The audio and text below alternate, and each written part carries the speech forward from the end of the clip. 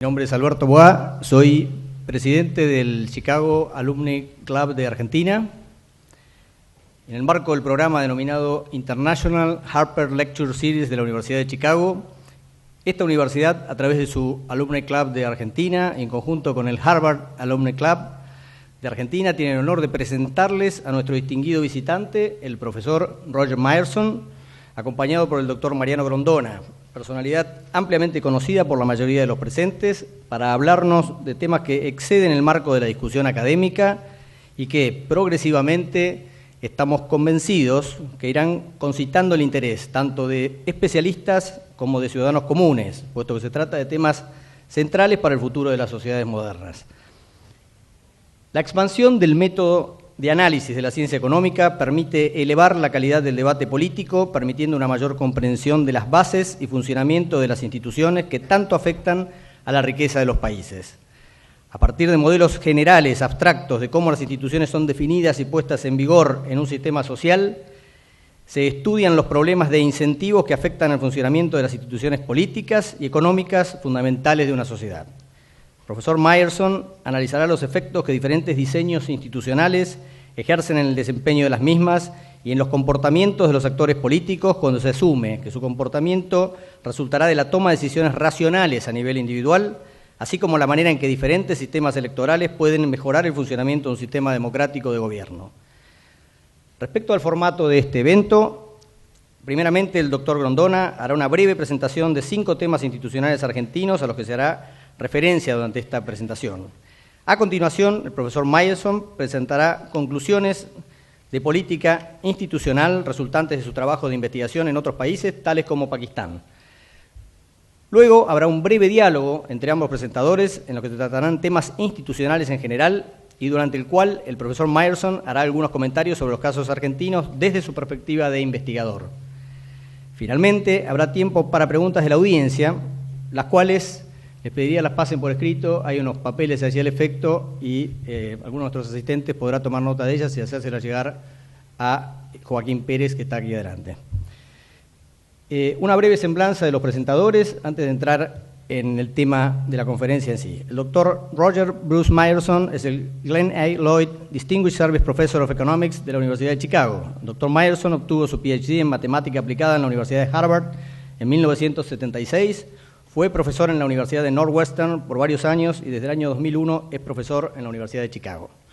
Recibió el Premio Nobel de Economía en 2007 en reconocimiento por sus contribuciones fundacionales en teoría de diseño de mecanismo, Mechanism Design, cuando descubrió la conexión entre la asignación óptima de recursos y las compensaciones requeridas para inducir a los participantes a revelar verazmente su información privada. En la actualidad, esta teoría ocupa un rol central en varias áreas de la ciencia económica y de la ciencia política. El profesor Myerson es miembro de la American Academy of Arts and Sciences y de la National Academy of Sciences. Entre otras publicaciones, es autor de Fuerza y Contención en una estrategia, voy a decir el título en inglés, Force and Restraint in Strategic Deterrence, a Game Theory's Perspective, y algunos títulos en castellano, para los que hablan menos inglés, Teoría de los Juegos, Análisis de Conflictos y Modelos Probabilísticos para la Toma de Decisiones Económicas. Sus más de 100 trabajos de investigación aparecen en publicaciones científicas tales como Econométrica, The Journal of Economic Theory, Games and Decisions y The International Journal of Game Theory. El doctor Mariano Grondona recibió sus títulos de abogado y doctor en Leyes y Ciencias Sociales en la Universidad de Buenos Aires y completó sus estudios de posgrado en Sociología en la Universidad de Madrid y en Ciencias Políticas en el Instituto de Estudios Políticos de Madrid. Es profesor de Derecho Político en la Facultad de Derecho y Ciencias Sociales de la Universidad de Buenos Aires desde 1987 y fue profesor en la Escuela de Administración Pública de la Universidad de Harvard. Publicó numerosos libros, entre ellos Las condiciones culturales del desarrollo económico, la corrupción, etc. Fue director general de la revista latinoamericana Visión y en la actualidad es columnista del diario La Nación y conduce el programa televisivo Hora Clave. Bien, hechas las presentaciones de rigor, queremos agradecer especialmente ahora el apoyo brindado a todas aquellas instituciones que hicieron posible la realización de este evento, comenzando por la Embajada de los Estados Unidos de América, la Universidad Torcuato Di Tella, la Bolsa de Comercio de Buenos Aires. Los voy a dejar ahora en compañía de una ilustre visitante, la señora embajadora de los Estados Unidos en Argentina, señora Vilma Socorro Martínez, que les dará un breve mensaje de salutación antes del inicio de la conferencia, que quedará en manos del doctor Grondona. Agradezco a todos los presentes por estar acá, haber respondido a nuestra invitación y los dejo con la señora embajadora.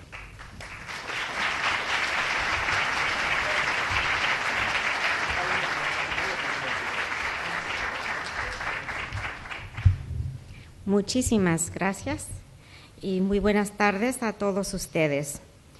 Es para mí un gran honor asistir a esta presentación de mi distinguido compatriota, el profesor Roger Myerson, Premio Nobel de Economía del año 2007.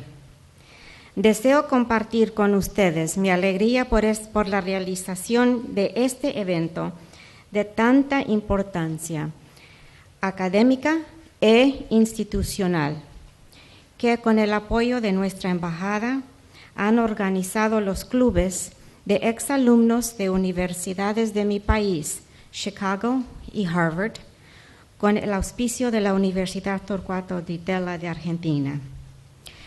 Las teorías de ciencias económicas aplicadas al diseño de las instituciones políticas es para mí un tema de gran importancia, especialmente con relación al desarrollo de la democracia. Agradeciendo una vez más su presencia, les deseo lo mejor con este programa y muchísimas gracias. Buenas tardes.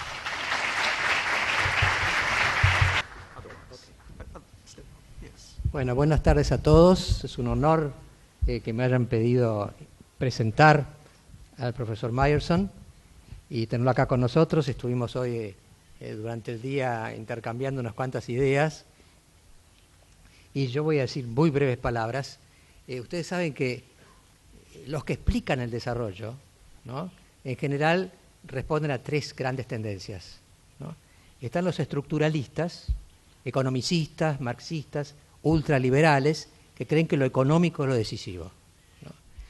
Yo debo confesar que la tercera tendencia, que es la institucionalista, a la que pertenece, creo yo, el profesor Myerson, cada vez a mí se me vuelve más importante, ¿no? Lo que él llama el diseño institucional, creo que en inglés sería design mechanism, ¿no? Design mechanism. Bueno, cómo se diseñan los mecanismos institucionales. Y nosotros en Argentina tenemos un enorme ejemplo cuando Alberdi diseñó el sistema institucional argentino, que nos dio una ventaja inicial en la historia de 80 años, ¿no? De modo que no somos nuevos, aunque biológicamente somos nuevos a ese tipo de ensayo, ¿no? Yo he leído varias cosas del profesor Myerson, así, algunas me parecen sumamente interesantes. Yo le diría que él está un poco más cerca de lo que se llama habitualmente la economía institucional, tipo Douglas North, digamos, otro premio Nobel, ¿no? Así, cerca. Pero hay algunas observaciones de él que me parecen notables para los argentinos, ¿no? Nosotros argentinos tenemos la idea de que el político, el que hace la política, debe ser un ser idealista, casi heroico, ¿no? Que suscita adhesión, confianza y demás. Y la visión anglosajona, que son tanto más prácticos que nosotros, en el fondo lo que yo veo, lo que él escribe, es que el tema para un líder es prometerle a los que lo siguen que van a ser adecuadamente recompensados y que le crean eso. Bueno, acá hay una anécdota que él toma de Ciro, del emperador Ciro, persa, que cuando empezó su carrera tuvieron una gran victoria militar. Y entonces se planteó el tema de cómo se repartían los despojos del botín. Y Ciro dijo, y empezó a repartirlo, y cuando terminó de repartir, no se había guardado nada para él. Y ahí se convirtió en líder. Ahí se dieron cuenta que él iba a favorecer a los demás. Hay muchas cosas muy interesantes que son apasionantes para un país como la Argentina. Él viene de estudiar profundamente Pakistán y Afganistán. Y yo ya no sé si decirle, somos distintos, a lo que no sé si somos mejores o peores a esta altura, ¿no? Pero en fin, acá también tenemos un problema de construir instituciones, construir sistemas que perduren, porque nosotros del 30 acá hemos tenido 12 periodos gubernamentales y ningún periodo sistemático como habíamos tenido los 80 años anteriores. Hemos perdido eso y el tema es cómo recuperarlo. Él trajo varios temas muy importantes y vamos a pedirle que los los que él ha estudiado, el tema del federalismo fiscal, tema que es muy importante también para la Argentina, el tema de la división de poderes, que también es muy importante como diseño institucional, el sistema electoral. Me hizo gracia porque estuvimos hablando esta mañana y yo le explicaba que lo mal que nos ha ido a los argentinos con el voto directo a un distrito único, es decir, con el abandono del colegio electoral. Y él a su vez me criticaba el colegio electoral. Cada uno hace su experiencia, ¿no? Y generalmente nos gustan las experiencias. Y también él tiene otro tema interesante, que es el dilema entre el parlamentarismo y el presidencialismo, ¿no? Yo me animé a agregarle un tema, que espero que aborde también. En mi opinión, el principal problema que tenemos en América Latina es el virus reeleccionista, ¿no? Acá están los países que cumplen la norma del periodo presidencial, 4+4 en Brasil, 5 con descanso de 5 Uruguay, ¿no es cierto? Es decir, no ha habido ningún presidente que pretendió reelección inmediata en Chile, y están los métodos chavistas de reeleccionismo indefinido, ¿no? El nuestro tiene ciertas características particulares porque es un reeleccionismo a través de la sucesión conyugal. Somos un país familista, todo el mundo lo sabe, ¿no? Así que esos serían un poco los temas que le plantearíamos a él. Y yo le había dicho al profesor Meyerson que quizá sería bueno que él nos diera primero una aproximación global a su manera de pensar estos temas, ¿no? Porque esto es, en definitiva, como dijeron muy bien en la presentación, es aplicar los métodos de la ciencia económica a la ciencia política para diseñar instituciones funcionales y sobre todo permanentes, estables, ¿no? Así que él haría primero esa pequeña presentación y después entonces quizá veamos hasta dónde va y le haríamos alguna pregunta, primero quizá desde acá y después de la que ustedes quieran hacer a través de los papelitos. Profesor.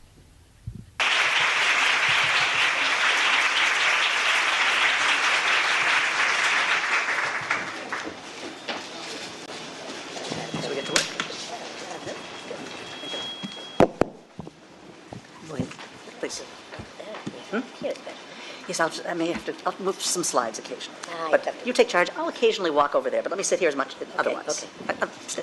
Yes. Bueno, buenas tardes a todos. Es un honor que me hayan pedido presentar al profesor Meyerson y tenerlo acá con nosotros. Estuvimos hoy durante el día intercambiando unas cuantas ideas y yo voy a decir muy breves palabras. Ustedes saben que los que explican el desarrollo, ¿no?, en general responden a tres grandes tendencias, ¿no? Están los estructuralistas, economicistas, marxistas, ultraliberales, que creen que lo económico es lo decisivo, ¿no? Después estábamos los culturalistas, que creemos que el sistema de valores es el que determina las decisiones que llevan al desarrollo. Por eso recién me citaban ese libro mío sobre ese tema, ¿no? Yo debo confesar que la tercera tendencia, que es la institucionalista, a la que pertenece, creo yo, el profesor Meyerson, cada vez a mí se me vuelve más importante, ¿no? Lo que él llama el diseño institucional, creo que en inglés sería design mechanism, ¿no? Design mechanism. Bueno, ¿cómo se diseñan los mecanismos institucionales? Y nosotros en Argentina tenemos un enorme ejemplo cuando Alberdi diseñó el sistema institucional argentino, que nos dio una ventaja inicial en la historia de 80 años, ¿no? De modo que no somos nuevos, aunque biológicamente somos nuevos a ese tipo de ensayo, ¿no? Yo he leído varias cosas del profesor Meyerson, así, algunas me parecen sumamente interesantes. Yo le diría que él está un poco más cerca de lo que se llama habitualmente la economía institucional, tipo Douglas North, digamos, otro premio Nobel, ¿no? Así, cerca. Pero hay algunas observaciones de él que me parecen notables para los argentinos, ¿no? Nosotros argentinos tenemos la idea de que el político, el que hace la política, debe ser un ser idealista, casi heroico, ¿no?, que suscita adhesión, confianza y demás. Y la visión anglosajona, que son tanto más prácticos que nosotros, en el fondo lo que yo veo en lo que él escribe es que el tema para un líder es prometerle a los que lo siguen que van a ser adecuadamente recompensados y que le crean eso. Bueno, acá hay una anécdota que él toma de Ciro, del emperador Ciro, persa, que cuando empezó su carrera tuvieron una gran victoria militar. Y entonces se planteó el tema de cómo se repartían los despojos del botín. Y Ciro dijo, y empezó a repartirlo, Y cuando terminó de repartir, no se había guardado nada para él. Y ahí se convirtió en líder. Ahí se dieron cuenta que él iba a favorecer a los demás. Hay muchas cosas muy interesantes que son apasionantes para un país como la Argentina. Él viene de estudiar profundamente Pakistán y Afganistán. Y yo ya no sé si decirle, somos distintos, lo que no sé si somos mejores o peores a esta altura, ¿no? Pero en fin, acá también tenemos un problema de construir instituciones, construir sistemas que perduren, porque nosotros del 30 acá hemos tenido 12 periodos gubernamentales y ningún periodo sistemático como habíamos tenido los 80 años anteriores. Hemos perdido eso y el tema es cómo recuperarlo. Él trajo varios temas muy importantes y vamos a pedirle que los que él ha estudiado, el tema del federalismo fiscal, tema que es muy importante también para la Argentina, el tema de la división de poderes, que también es muy importante como diseño institucional, el sistema electoral. Me hizo gracia porque estuvimos hablando esta mañana y yo le explicaba que lo mal que nos ha ido a los argentinos con el voto directo a un distrito único, es decir, con el abandono del colegio electoral. Y él a su vez me criticaba el colegio electoral. Cada uno hace su experiencia, ¿no? Y generalmente nos gustan las experiencias. Y también él tiene otro tema interesante, que es el dilema entre el parlamentarismo y el presidencialismo, ¿no? Yo me animé a agregarle un tema, que espero que aborde también. En mi opinión, el principal problema que tenemos en América Latina es el virus reeleccionista, ¿no? Acá están los países que cumplen la norma del periodo presidencial, 4+4 en Brasil, 5 con descanso de 5 Uruguay, ¿no es cierto? Es decir, no ha habido ningún presidente que pretendió reelección inmediata en Chile, y están los métodos chavistas de reeleccionismo indefinido, ¿no? El nuestro tiene ciertas características particulares porque es un reeleccionismo a través de la sucesión conyugal. Somos un país familista, todo el mundo lo sabe, ¿no? Así que esos serían un poco los temas que le plantearíamos a él. Y yo le había dicho al profesor Meyerson que quizá sería bueno que él nos diera primero una aproximación global a su manera de pensar estos temas, ¿no? Porque esto, en definitiva, como dijeron muy bien en la presentación, es aplicar los métodos de la ciencia económica a la ciencia política para diseñar instituciones funcionales y sobre todo permanentes, estables, ¿no? Así que él haría primero esa pequeña presentación y después entonces quizá veamos hasta dónde va y le haríamos alguna pregunta primero quizá desde acá y después la que ustedes quieran hacer a través de los papelitos. Profesor. Thank you very much. Let's start. First, I'll advance. I'll hop up and... Bueno, a ver si puedo avanzar esto. ¿Qué estamos haciendo aquí? A ver. Sí, lo abro. Quiero comenzar con una visión general de dónde yo vengo, de la teoría y cuáles son las grandes ideas teóricas que pueden guiar nuevas maneras de pensar de manera útil sobre las estructuras políticas. Estamos aquí de Chicago, de la Universidad de Chicago, Harvard y la Argentina. Grandes instituciones del mundo donde la gente tiene la tradición de tomar ideas seriamente, la teoría seriamente y ponerlas en cuestiones prácticas. Por lo tanto, el diseño institucional, la teoría del diseño institucional fue una frase, una cita de un trabajo que yo hice. ¿Y qué tiene que ver con el gobierno esto? Creo que estamos hablando sobre el diseño de las instituciones y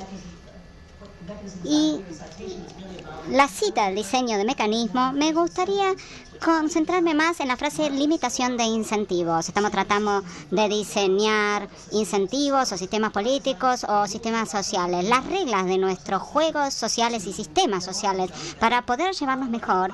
Pero hay problemas de confianza, hay problemas donde la gente no puede observar las acciones de unos o de otros, por lo tanto tenemos que trabajar tan duro y honestamente como podamos o como los otros quieren que nosotros lo hagamos. También tenemos información privada que es difícil que otros puedan observar y acceder y necesitamos que la información se comparta entre las personas en la sociedad solo si tienen incentivos para ser honestos. Y si hay incentivos para ser deshonestos tenemos problemas. A fines de la década del 70 hasta principios de los 80, aprendí en la economía cómo comenzar a modelar las restricciones a los incentivos. Es decir, sí, hay problemas para que la gente trabaje duro, que la gente sea honesta cuando no podemos observar lo que están haciendo o lo que saben.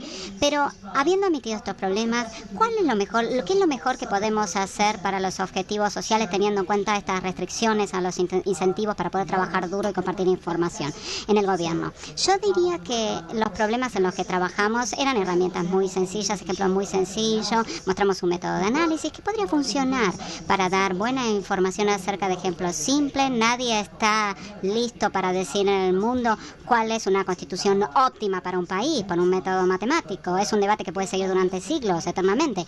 Pero podemos aportar alguna información útil y querría tener un diálogo continuo con el profesor Grondona y con ustedes también después lo que tenga que decir. Yo comencé a pensar acerca de la perspectiva del mecanismo, de la teoría de diseño de mecanismo y los gobiernos.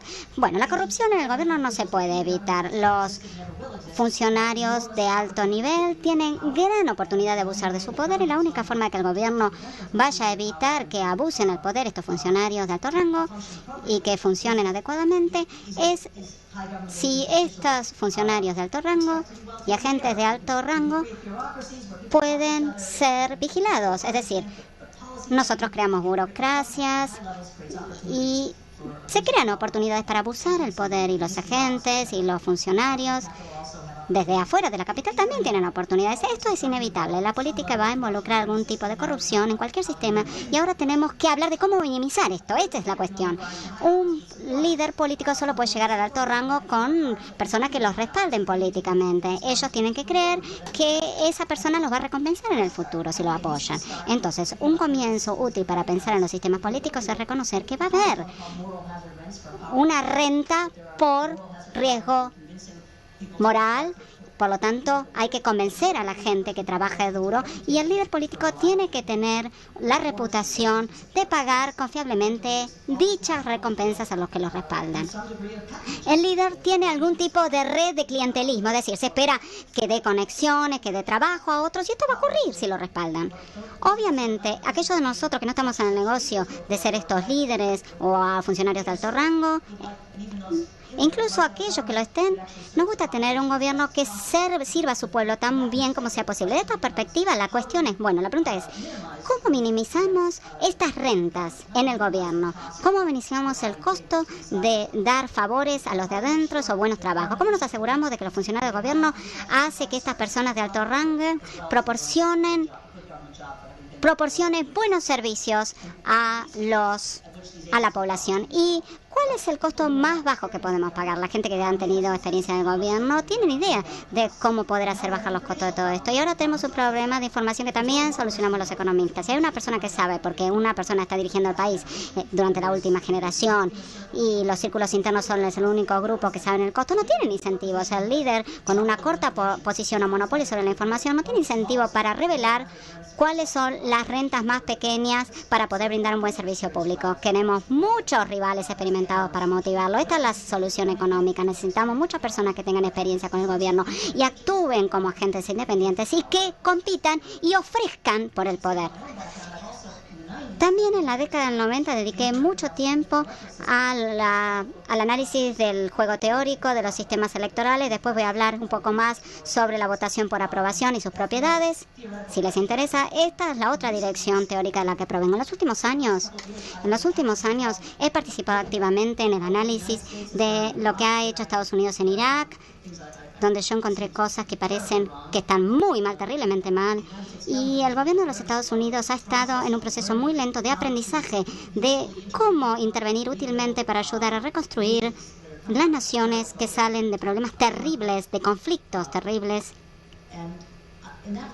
Desde esta perspectiva, yo creo que necesitamos reconocer, a pesar de que soy institucionalista como teórico del juego, me gusta pensar sobre las reglas del juego como que están escritas en la Constitución. Y preparándome para esta conferencia, estudié la Constitución argentina. Estas disposiciones son importantes, pero hay algo más que tiene que ver con la institución. Y creo que los líderes, como líderes, debemos reconocer que los líderes políticos son importantes para la sociedad si son poderosos. ¿Qué quieren, qué se pretende que haga el líder para mantener la confianza, también es una regla no explícita. Y los líderes, esto tiene que ser parte de la Constitución. Una sociedad democrática saludable, la Constitución se internaliza en la reputación del político. Es decir, la Constitución que se ha sancionado y hay disposiciones constitucionales que se han respetado durante mucho tiempo, son ejecutables en parte estas disposiciones, porque un político que comienza a violar estas normas constitucionales no solo se va a meter en problemas con los ministros de la Corte Suprema, por ejemplo, sino también con sus propios defensores. Van a comenzar a perder la confianza si él de repente cambia el comportamiento para violar las normas constitucionales. La internacionalización de la Constitución escrita en la reputación de los políticos creo que es parte de lo que hace que la democracia esté bien establecida en el país.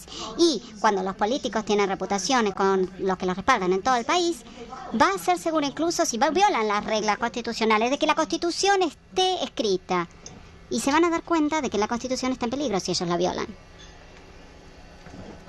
Lo que tengo aquí son algunas notas que me gustaría compartir con ustedes, una descripción de las ideas en las que yo he trabajado consultando con algunos profesores de Pakistán, el trabajo sobre Pakistán, y he tratado de pensar de manera sistemática en Pakistán como volviendo al gobierno democrático después de años de autoritarismo.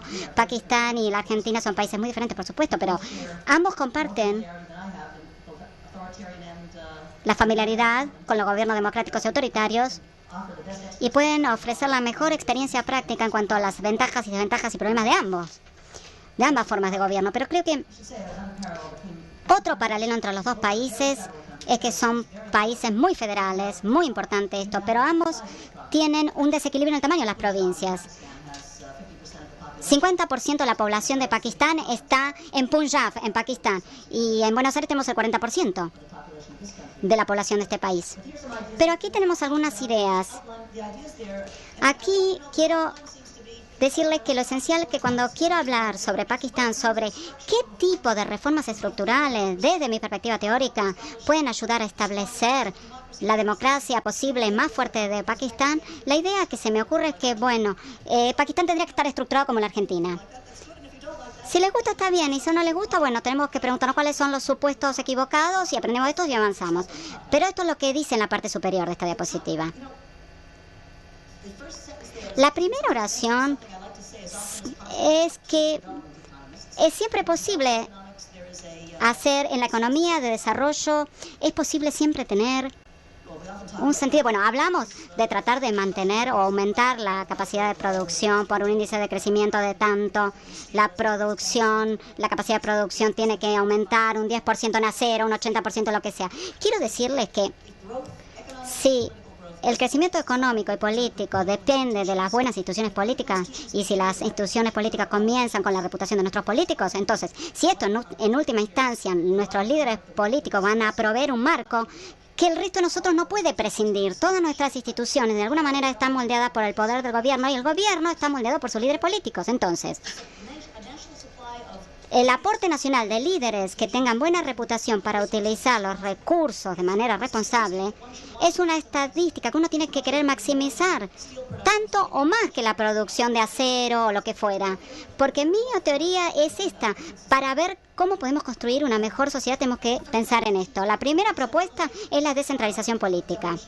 La delegación de poder a nivel federal a los gobiernos provinciales, del nivel provincial a los municipales. Se tiene que también delegar poder. Hay que tener múltiples niveles de poder que compartan el poder y que tengan gobiernos democráticos electos independientemente. Es decir, la democracia nacional, municipal y provincial interactúa y comparten el poder. Lo que quiere decir que en cada nivel puede haber políticos que tengan reputación independiente para tomar recursos públicos y mostrarles a la gente de su distrito, municipio, nación o provincia lo que pueden hacer con esos recursos. Y sí, cada uno de ellos va a recompensar a sus defensores políticos, pero ¿a qué precio? Y ¿a qué efectividad de servicio público que nosotros valoremos como ciudadanos? Yo soy economista y pienso en las cuestiones políticas de una perspectiva económica. La segunda línea tiene que hablar con las barreras al ingreso. Los economistas hablan de los mercados que determinan el nivel de ganancias, la participación de mercado. Y una de las ideas más importantes que nosotros llevamos o aportamos es la idea de que en última instancia las ganancias en un mercado van a depender de las barreras de ingreso de los nuevos competidores o contra los nuevos competidores. Y lo mismo se aplica en la política. Es natural esperar que la política va a tener diferentes facciones o partidos políticos, y bajar las barreras para ingresar a la política debería reducir la toma de ganancias, que se llama corrupción, por parte de nuestros líderes políticos. Y la descentralización a los gobiernos municipales y provinciales da a más personas más oportunidades para ejercer responsablemente el poder público por sobre el presupuesto. Y si pueden hacer un buen trabajo con eso, un gobernador que hace un buen trabajo en la provincia debe ser un buen candidato para la presidencia, y un buen intendente que hace bien sus tareas a nivel municipal va a ser un buen candidato para jefe de gobierno o para gobernador. Yo vivo en Chicago, donde tenemos un único partido, un sistema político de un único partido. Y muchos tendemos a tener un hombre fuerte que domina la escena política.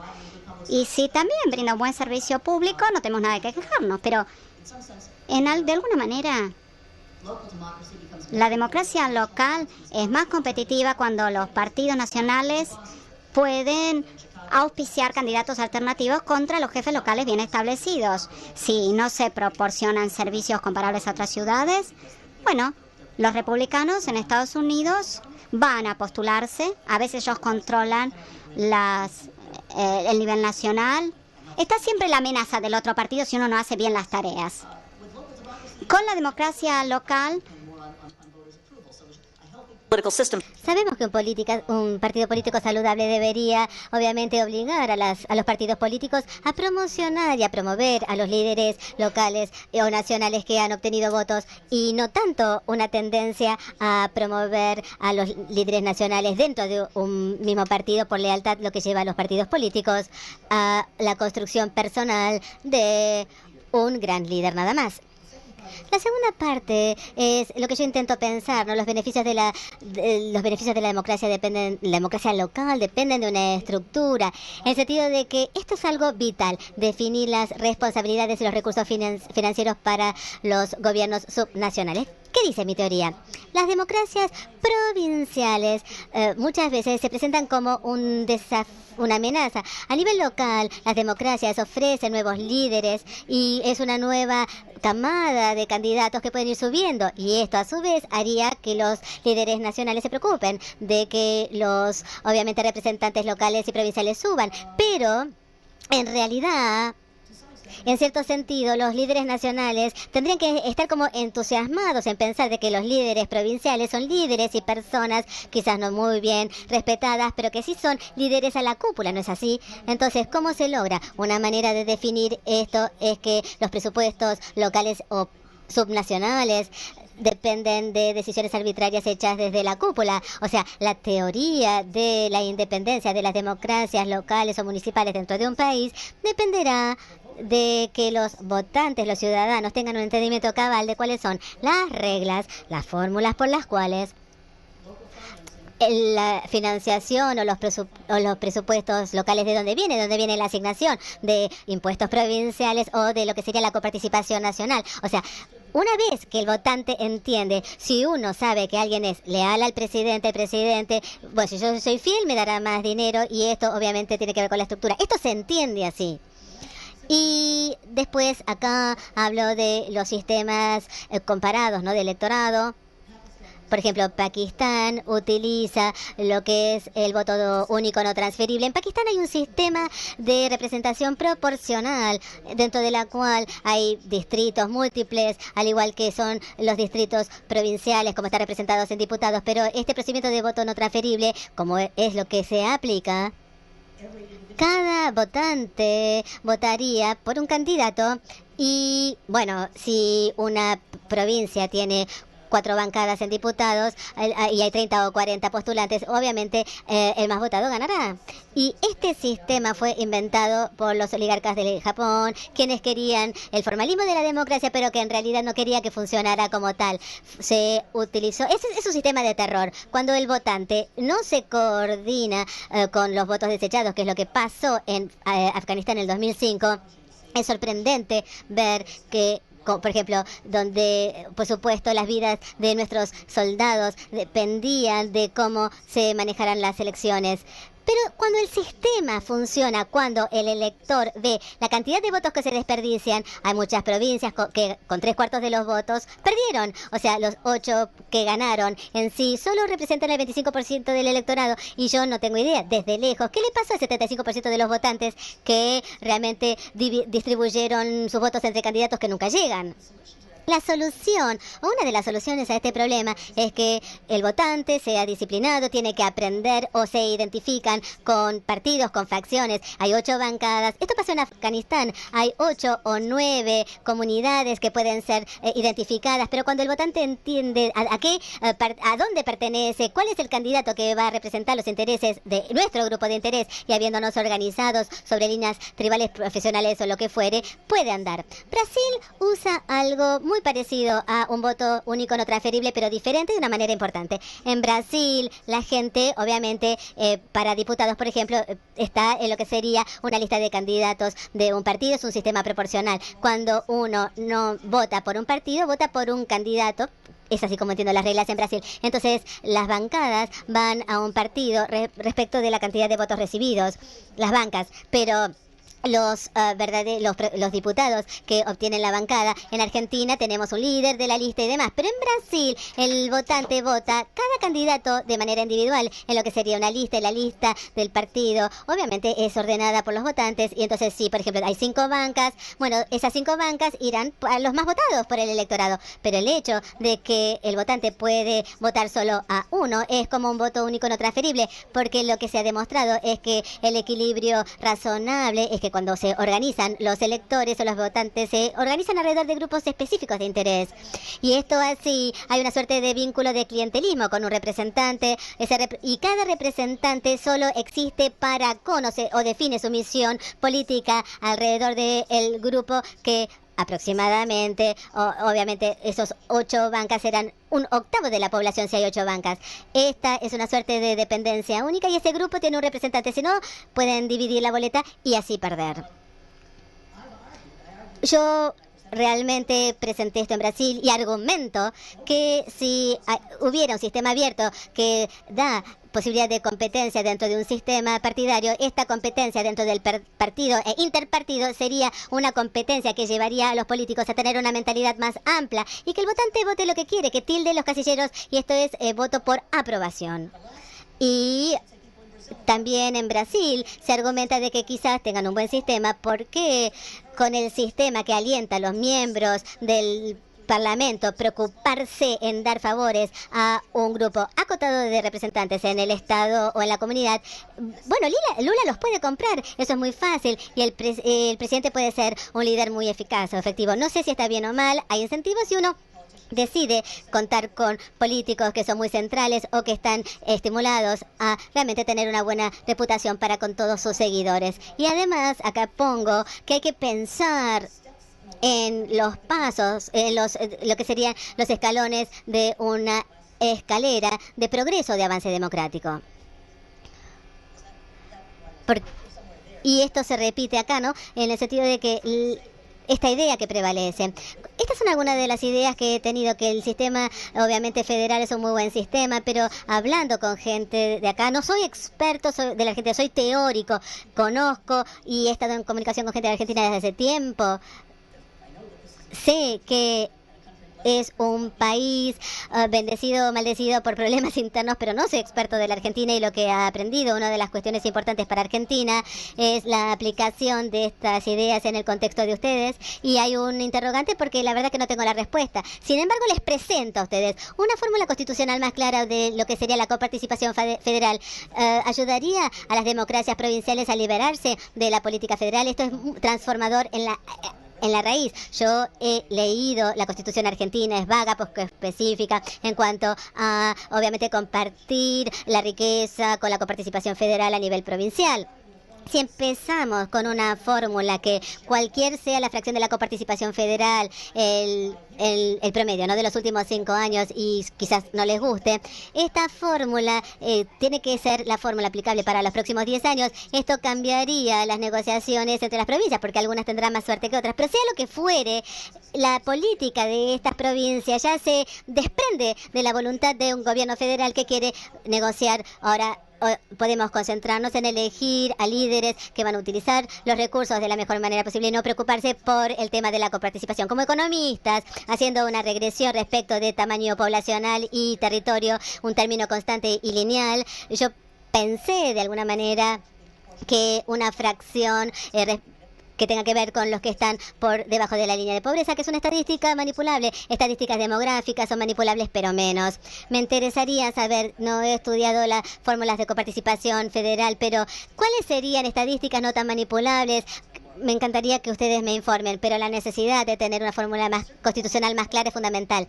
He hablado de los detalles de la representación proporcional de listas abiertas porque traigo a colación respecto de si esta representación proporcional no sería útil para diputados, y a este nivel, por lo menos, los políticos dependen obviamente de la lista de sábana que los nomina, pero su posición y la posibilidad de ganarse una banca depende de los votantes, y tanto más la negociación a futuro y las perspectivas a futuro respecto de su avance dentro de la carrera política dependerá de la medida objetiva de cuántos votantes los votaron a ellos. O sea, cuando tenemos un sistema de lista abierta, entonces estamos hablando de la política interna del partido político se ha de transformar. Pero al pensar, ¿no?, en lo que son las elecciones presidenciales tan importantes acá en la Argentina, no las elecciones presidenciales, yo pienso, y lo he dicho en mi país y lo repito acá, nadie me escucha, pero bueno, como estoy acá, aprovecho la oportunidad. Creo que, por supuesto, lo que serían otros sistemas de votación serían muy importantes para Illinois, y también en la Argentina la votación múltiple. ¿Qué significa esto? Por ejemplo, esto significa que si hubiera un candidato que ha podido identificarse como el mejor candidato para un grupo que está por debajo de lo que es la mayoría en estos, y los votantes se dividen entre otros candidatos. Los votantes el día de las elecciones tienen una oportunidad, pero los votantes para el bloque mayoritario todos prefieren los otros candidatos, sino los candidatos del 46%.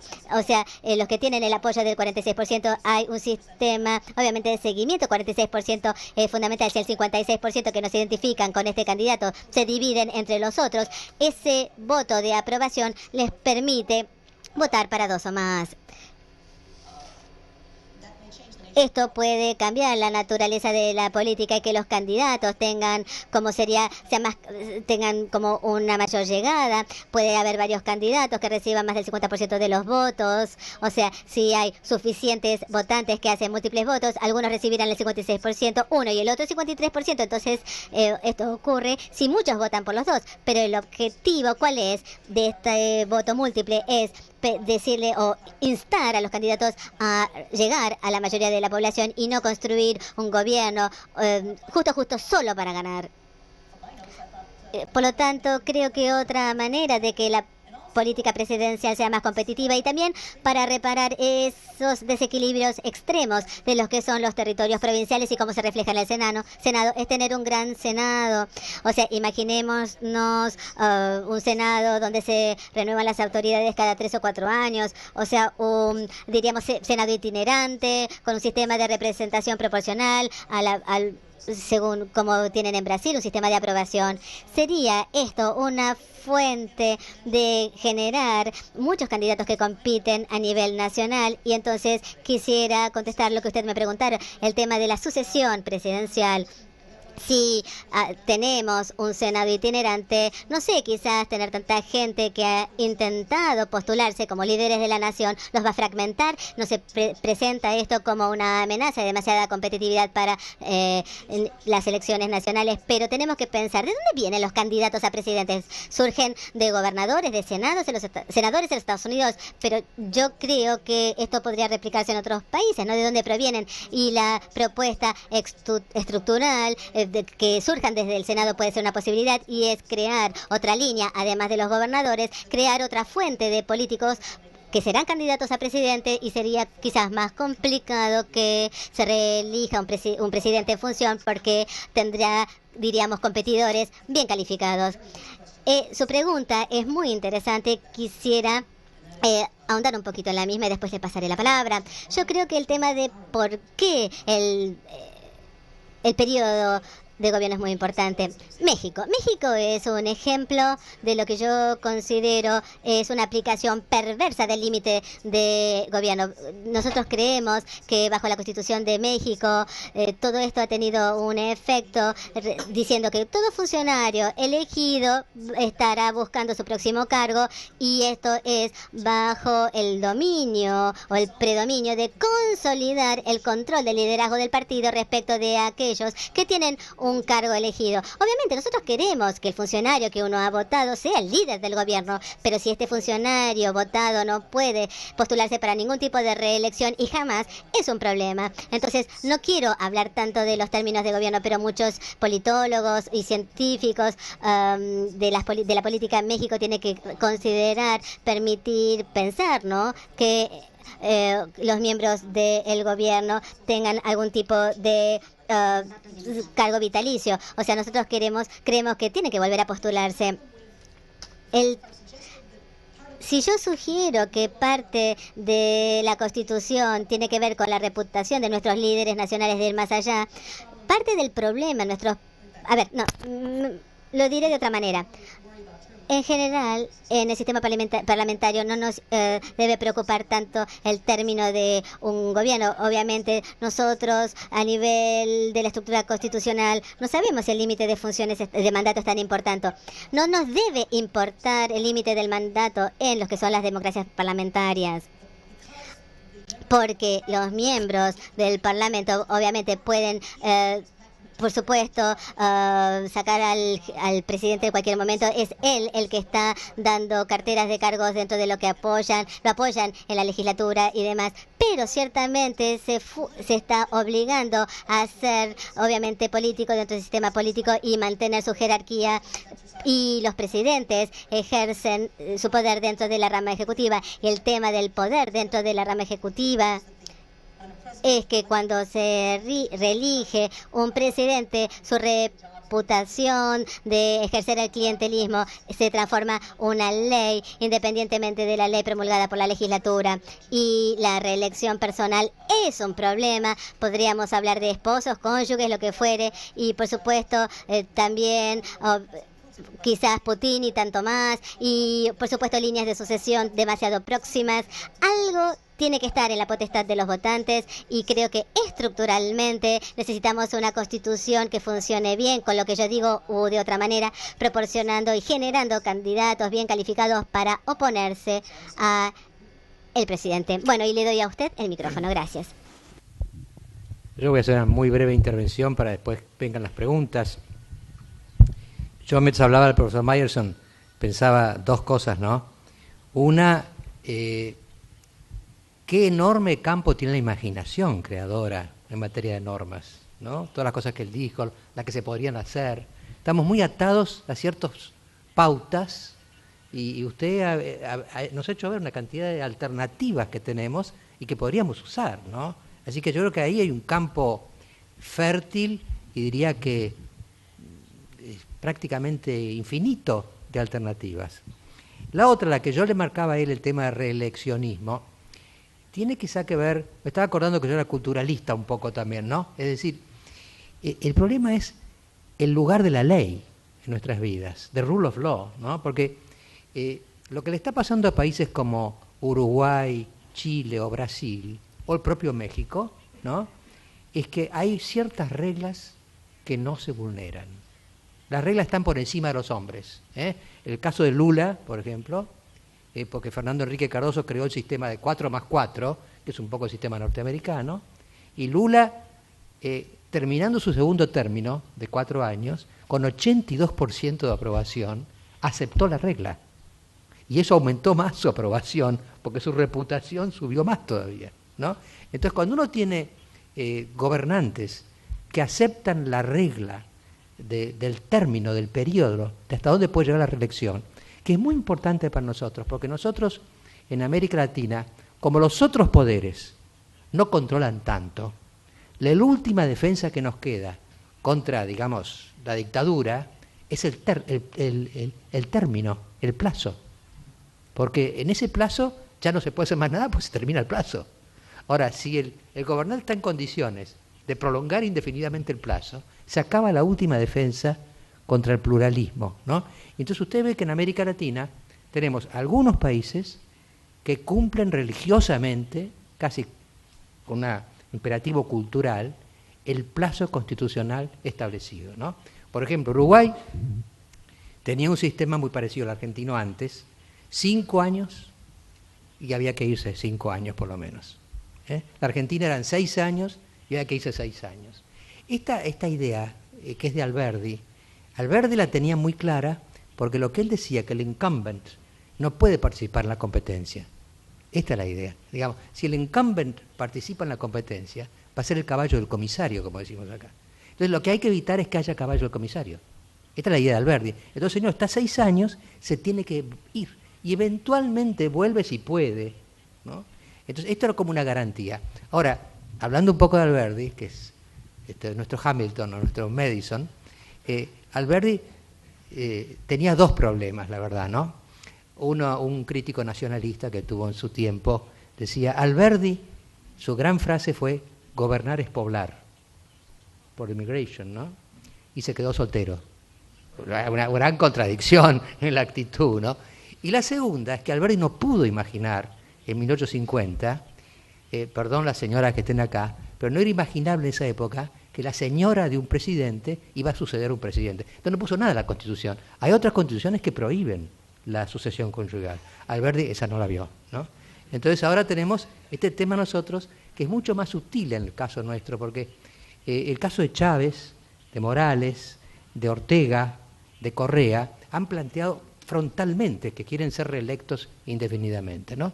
En cambio acá nunca se discutió la reelección porque teóricamente hay 4 más 4, igual que Brasil, 4 más 4 y se terminó. Pero aparece acá hasta la diagonal conyugal, ¿no? Que permite que no digamos que somos un país reeleccionista cuando lo somos y cuando podría haber un tercer periodo en el 2011, ¿no?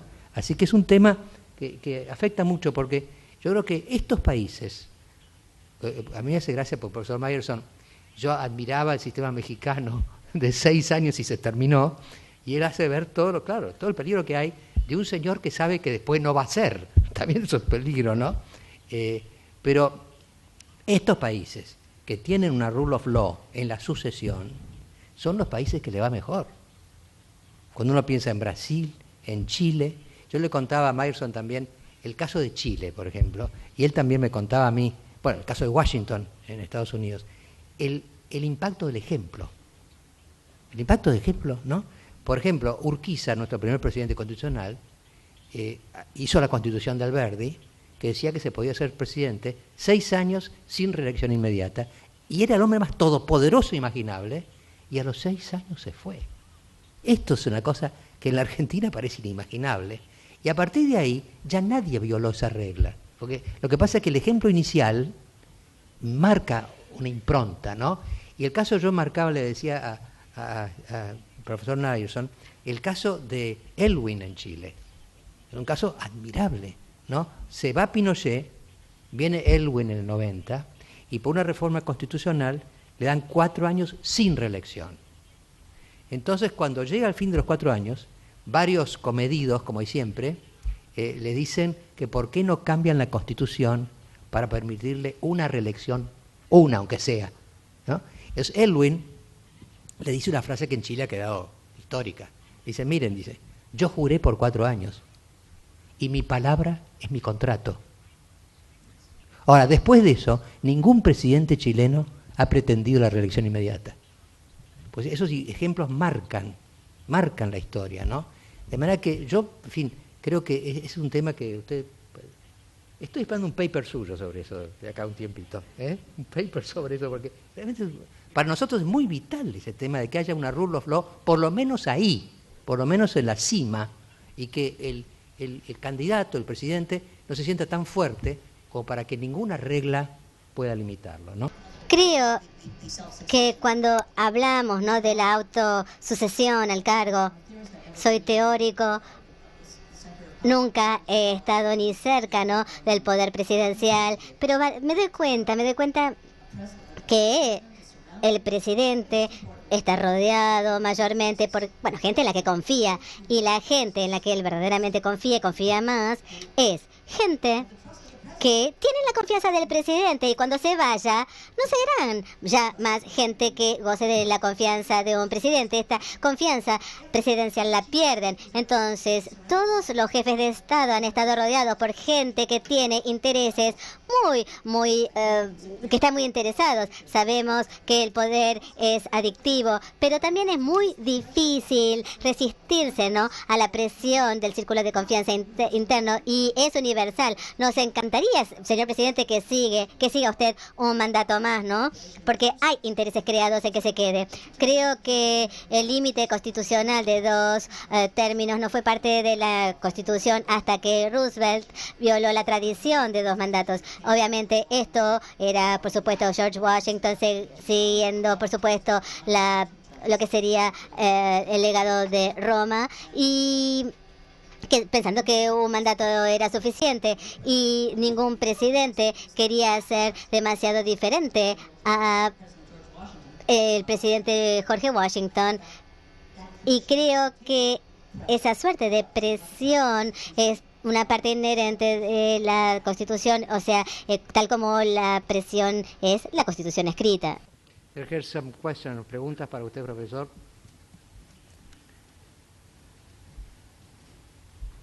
Yo siempre le digo a mis alumnos que escriban claro, pero no leo, no sé nada, me puso acá.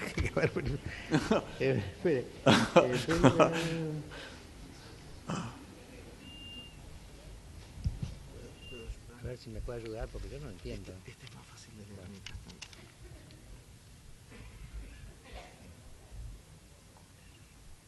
Bueno, acá la pregunta que es muy interesante para nosotros, ¿no? Usted me decía hoy también, el problema es si hay un gobierno que, aunque sea minoritario, está unido y se encuentra con una oposición mayoritaria, pero desunida, ¿no? Entonces la pregunta es si usted podría comentar cómo se puede organizar la oposición para que sus conflictos no la hagan explotar directamente, ¿no? Es una pregunta claramente oficialista, se da cuenta, ¿no?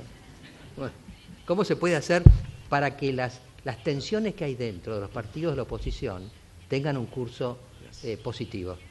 Claro, el gobierno democrático es un gobierno que estará constituido por líderes que articulan cargos que son apoyados por masas de la población, y esto varía. Ahora, ¿cómo se logra? ¿Cómo lograrlo? Es una pregunta teórica para la cual no tenemos respuesta, y podemos hipotetizar de tener fórmulas matemáticas para agregar preferencias diferentes. Claro, esto es lo que los líderes políticos tienen que hacer. Y bueno, la política es un arte.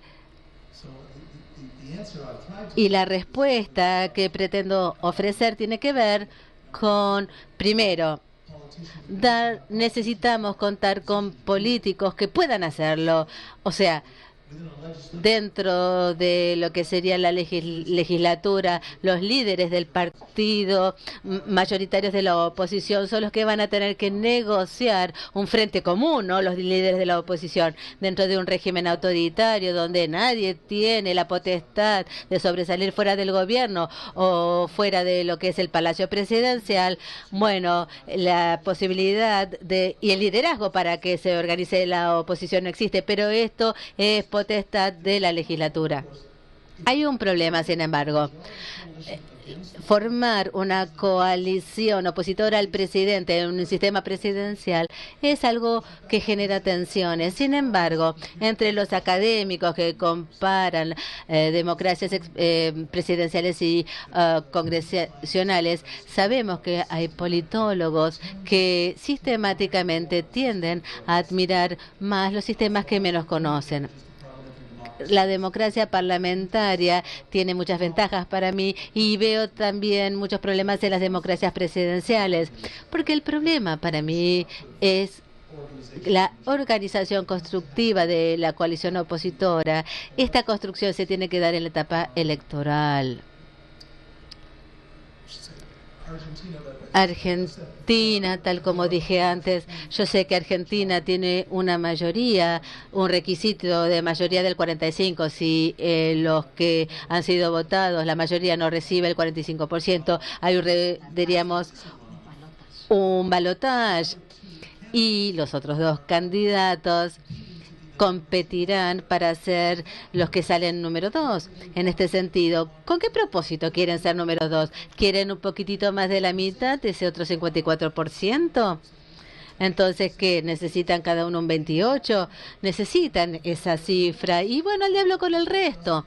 Esto realmente no construye una oposición. En cierto sentido, la opción de voto múltiples ha sido una manera de tratar de alentar a los candidatos presidenciales a tratar a tener como una llegada más amplia y no asegurarse de que si alguien claramente está en el campo del otro lado, yo no voy a ganar nada porque no quiero ser el segundo mejor. Pero si hay alguna chance de que yo pueda estar por arriba del umbral del 45% en lugar de unos poquititos de votos más, bueno, como candidato del partido dominante, yo lograré que, si los que piensan que soy el segundo mejor, pero prefiero de alguna otra manera ese otro candidato de la oposición y quizás, bueno, reciba el doble de votos y tengo un incentivo mayor para posicionarme mejor, ¿no? Creo que en la política presidencial el voto múltiple alienta a los candidatos a organizar la oposición de manera más amplia, ¿no? En los que son los sistemas parlamentarios, finalmente llegar a acuerdos, comprometer, negociar un manifiesto, la promesa al electorado para formar, o sea, esas concesiones, ¿no?, que permitan armar un plan creíble de gobierno, solo valdrá la pena si uno después recibe los beneficios del poder. Y en una democracia presidencial, la oposición, o sea, todas las coaliciones no son tan confiables a nivel del Congreso, ¿no? En las democracias parlamentarias, cuando hay un grupo de legisladores, arman un acuerdo, llegan a un acuerdo que los enorgullece y que se lo presentan a los votantes, bien, esto habla de cierto consenso de cómo gobernar, toman el poder y empiezan obviamente a dar empleos a los que los apoyaron y demás, y lo más divertido que es esto, ¿no?, en la política. Pero en los sistemas presidenciales, irónicamente, lo que yo criticaba, ¿no?, del sistema brasilero, obviamente tan lejos de donde estoy yo, desde Brasil y sin estar cerca, muchos brasileros me han dicho que no, que esto es un gran beneficio porque esto evita el problema de tener una oposición o un bloque opositor que se forme ideológicamente en el Congreso y facilita al presidente la posibilidad de siempre tener una mayoría porque los compra con facilidad, porque solo les importan los beneficios dentro de la comunidad. Yo acá veo varios intelectuales que están callados, pueden preguntar cuando quieran, ¿eh? Ustedes por ahí, ¿eh? You know, not honest. How do you motivate organized executives to work in the public sector when wages are Ah, lower sí, than sí, in está the... muy bueno. Acá hay una pregunta muy buena realmente, porque yo me estaba acordando de un artículo una vez de Walter Lippmann, que escribió un artículo diciendo sobre el tema de la corrupción, ¿no? Salvo que un político esté noblemente inspirado, fuera de lo común, sea su patriotismo, sea, ¿por qué se va a dedicar a la vida pública si no es porque va a ganar más que con la vida privada? Eso es lo que decía Lippmann, ¿no? Y acá la pregunta va a ese tema, ¿no?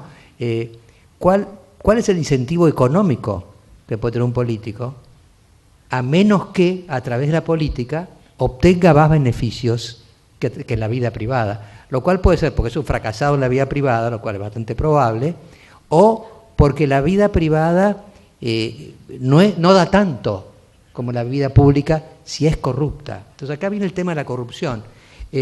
Usted, profesor, a mí me dio una mezcla de alivio y de pesimismo lo que usted dijo. Usted nos dijo, la corrupción es inevitable. Yo creo que habría unos cuantos dirigentes argentinos que dirían, ¡hooray! ¿No?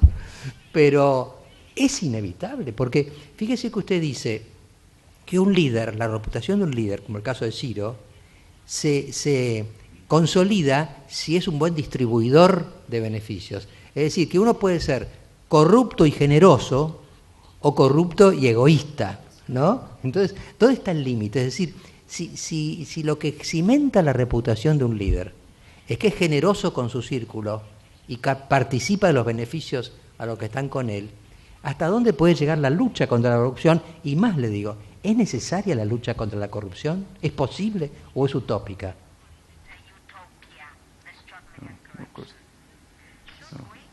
Sí, tendríamos. Sí, tendríamos. Pero las leyes contra la corrupción tienen que tomarse seriamente, por supuesto. Creo que en Estados Unidos, creo que nuestros miembros del Congreso y del Senado tendrían que recibir un mejor sueldo y debemos reconocer que si le pedimos a gente poderosa que sirva por menos de lo que puede ganar en el sector privado, es obvio que van a tomar los beneficios de otro lado. Mi enfoque, en realidad, yo quería decir que si pensamos en un sistema saludable, la distracción de pensar en que cualquier sistema que tenga corrupción debe estar condenado. En ese sentido, bueno, esto puede llevar a un cinismo sobre todos los sistemas. Y la mejor pregunta es cómo obligar a la corrupción a ser un mínimo. Es decir, ¿cómo podemos hacer que nuestros líderes compitan para minimizar la corrupción? Yo creo que esa es la pregunta que debemos formularnos. La respuesta es que los sistemas de rendición de cuentas son muy importantes. La libertad de la prensa también es una de las instituciones fundamentales que es esencial para tener una sociedad exitosa, porque no importa cuáles sean las leyes o no importan lo que puedan hacer o no hacer los líderes políticos a corto plazo, si ellos toman recursos que prometieron utilizar y los malgastan en sus matones, van a tener un momento difícil si quieren mantener el poder a la larga, en cualquier sistema. Por lo tanto, la apertura es muy importante. La pregunta original es cómo motivar a los ejecutivos honestos para que trabajen en el sector público cuando se les paga menos que en el sector privado. Como economista comencé del supuesto de la codicia. Los economistas lo hacen todo el tiempo. La alternativa sería que, bueno, tendríamos que tener una ideología de trabajo honesto, y creo que todos los que conozco de alguna manera tendrían un cargo de responsabilidad política con el deseo de utilizar eso para el bien público. Y sí, las tentaciones en el sistema al ver a otros que se rinden ante la tentación más que ustedes, si los controles no están ahí, yo no quiero confiar únicamente en un gobierno diseñado solamente sobre la teoría de que nuestros líderes son gente honorable, como parecen serlo, pero y este sentido de honor nada más lo va a limitar a pasar los beneficios materiales que pudieran aprovechar. No, creo por supuesto que las leyes contra la corrupción tendrían que ser adoptadas seriamente, y la teoría de que yo ponía era que, bueno, no importa cuáles sean las leyes, siempre va a haber algo de corrupción. Y nosotros debemos decir a los políticos, nosotros sabemos que ustedes van a favorecer a sus matones, pero vamos a obligarlos a competir con otros para así van a obtener los beneficios del poder que van a distribuir a su equipo cuando estén en el poder. Pero va a haber una limitación. Usted tiene que competir. Vamos a tener que dejar espacio para que otros comiencen a cultivar su reputación, y su reputación es mejor que la de usted. Va a tener que responder a la población regularmente y va a perder su cargo si no le va tan bien como les va a otros. Bueno, yo lo que entendí es lo que dice usted, profesor, es que, digamos, a través de la competencia, a través de la competitividad, se puede bajar los niveles de corrupción, porque el que aparezca como menos corrupto para tener más posibilidades de ganar las elecciones, por ejemplo, ¿no? Sería. Ahora, la otra pregunta que está ligada a esto es un poco abstracta, ¿no? ¿Hasta dónde es tolerable? Porque usted está diciendo que hay un nivel de corrupción que es tolerable. ¿No? Es tolerable. Sí. Pero ¿hasta dónde es tolerable? Porque uno dice, bueno, ¿hasta dónde puede llegar sin que quede afectada la vida pública, ¿no?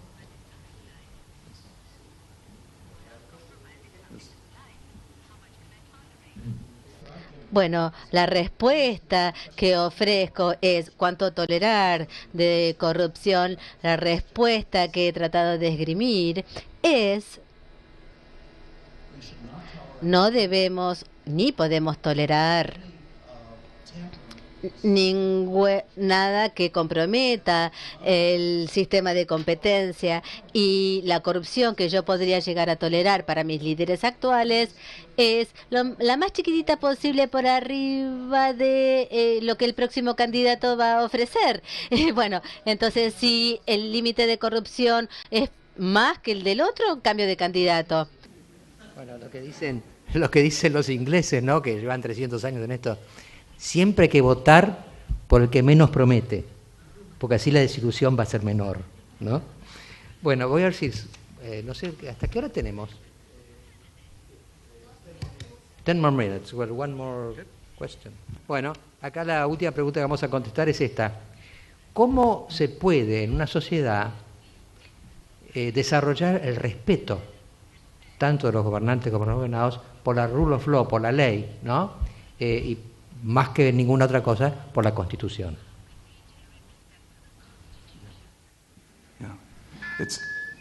Bueno, el tema de qué hace que la Constitución sea genuina y respetada genuinamente. La Constitución escrita es un trozo de papel, y en tanto y en cuanto sea asumida de manera seria y respetada por la sociedad, y deba ser tomada seriamente con la élite política y en su vínculo para con los líderes que desean apoyar. Y esto lleva tiempo. En toda sociedad exitosa existen líderes y autoridades que hemos respetado. Hay mucha gente que se ha respetado, hay líderes políticos que se han respetado, líderes de los medios, líderes religiosos.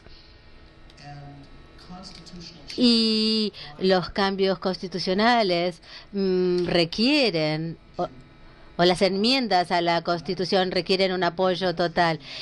Cuando Estados Unidos invadió Irak, es ejemplo del fracaso de cómo no se puede lograr una constitución efectiva. Bremer dijo que él podía manipular un pequeño comité de ciudadanos de Irak, manipularlos y lograr redactar una constitución escrita para Irak, y que iba a funcionar. Escrita, redactada y aplicada, era una buena constitución, y qué bien le iba a ir a Irak. Y quizás si él hubiera tenido una constitución bien redactada, sea por quien sea la teoría y creída por los iraquíes como la ley podría haber sido, pero ahí había líderes tradicionales, tribales y religiosos que la verdad no querían ser considerados como que estaban colaborando muy de cerca con los invasores que estaban imponiendo una constitución sin legitimidad, y por ende tuvieron una enorme posibilidad de que fuera aceptada. Un minuto, por favor. El tema y esta pregunta, ¿no?, me lleva a lo que admiro enormemente de la Constitución de la Argentina, tan bien redactado el artículo, porque finalmente lo que usted y ustedes me han comentado de los líderes políticos, que establecer una norma que van a cumplir es fundamental, y los otros líderes respetados de la sociedad fuera del gobierno han de jugar un rol y tienen que jugar un rol para condenar actitudes y comportamientos que violen la Constitución. Obviamente los tribunales tienen un rol protagónico en hablar y denunciar estas violaciones. respecto de esta temática, ¿no?, y las virtudes de la democracia, para mí el artículo 22 y el 36 de la Constitución, no sé si son artículos originales de Alberti o quizás una enmienda más reciente. Los artículos de la Constitución argentina, porque hablan condenar de que los que han estado congregados para la Constitución, uno puede armar un ejército y realmente a punta de pistola pedir nuevas leyes, pero todos los habitantes de la Argentina sabrán que no será, o sea, estoy tratando de leerlo, ¿no? Y realmente es importante saber que en algún momento una asamblea de ciudadanos estuvieron de acuerdo y estaban de acuerdo y lo verbalizaron, o sea, liderar y gobernar más allá de la tumba, y era gente que pudiera alzar las armas y crear y decirlo y volcarlo en la Constitución, y que están gobernando en nombre de la gente y del pueblo, y que estos actos serán irreparablemente nulos. O sea, trataré de no ser tan teórico y les diré: si todos los habitantes de un país creen que los actos de violencia contra una constitución son actos nulos, serán nulos, estamos todos de acuerdo, y serán una serie de tipos levantando lo que serían armas. Me acuerdo que a fines de la década del 70, del 80, después de la transición de Franco al régimen democrático, me acuerdo que una vez vino un militar y entró al Senado y dijo: no asumimos nosotros el control. ¡Claro que no! Irreparablemente serán actos nulos. No sé qué le pasó, pero la gente se le ríe en la cara al que levantó el arma. Pero si los tomamos en serio, y si todos los toman en serio, los deberé tomar en serio yo también, porque se transforman en la ley. Y esta Constitución es fantástica en este sentido. Todos estamos de acuerdo que los actos contra de la Constitución son nulos. Qué bien expresado está, y creo que todos tenemos que hacer lo más que podemos para que esto sea así. Gracias al profesor Meyerson.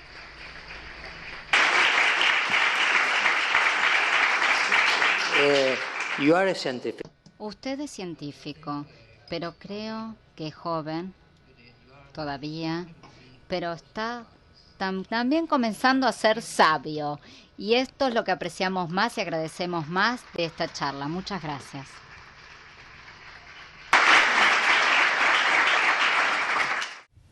Bueno, muchas gracias, doctor Meyerson, doctor Rondona, por su magnífica exposición. Y ahora los invitamos a todos a acompañarnos en un cóctel.